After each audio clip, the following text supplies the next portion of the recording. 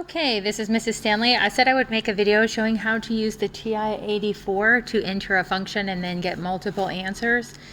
So please keep in mind this is not a professional quality video, just me trying to show you how to use this calculator.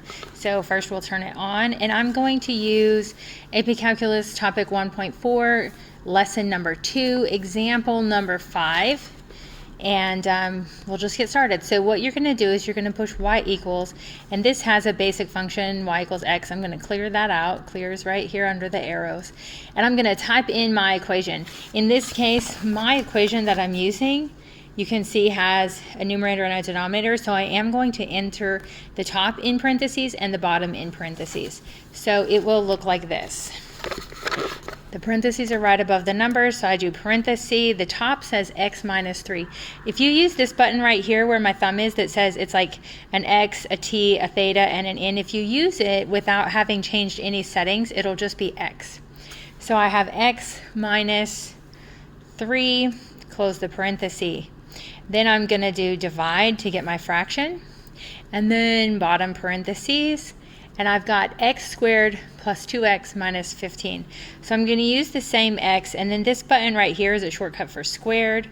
X squared plus 2x, and I'm sorry about sometimes there's a glare. Good thing is this isn't the important part. Hopefully you might have known everything except for the x shortcut.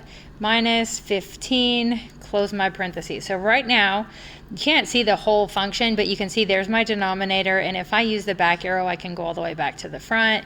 You could see it here. If you wanted to graph it, you could push graph. Now, you can only see this short window that's included. If you wanted to change your view, you would go to window, and you can see the x-min and the x-max.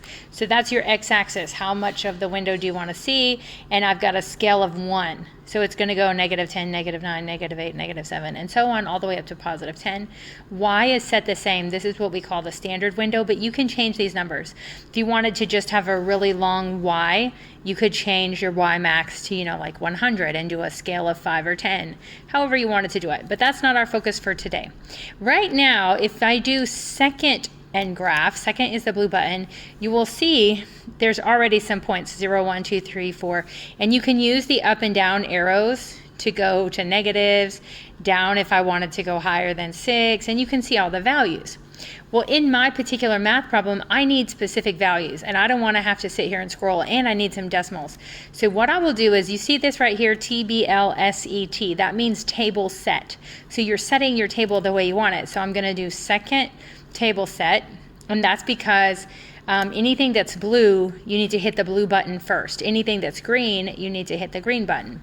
So notice here it says independent, auto, dependent, auto. That means it's calculating for you, and it says table start at 3, and it goes up by 1.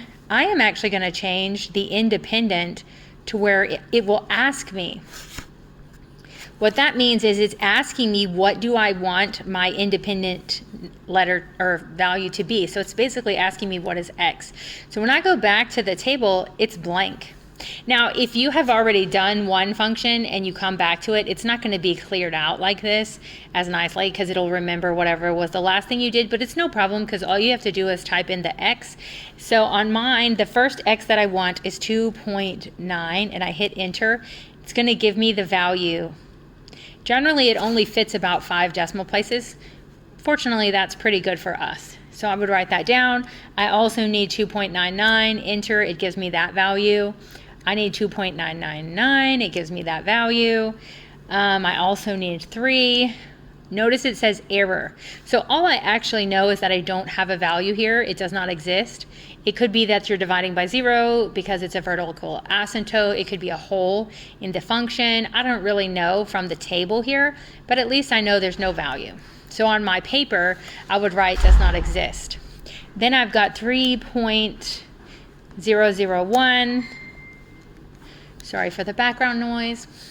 I've got my answer there, and then 3.01. And then the final one I need is 3.1. So you can see here, I've just entered the values that I needed for x, and I got my answers. This was better than being on the home screen. Just so you know, to get to the home screen, you do second quit, which is above the mode button. And I'm back to the home screen.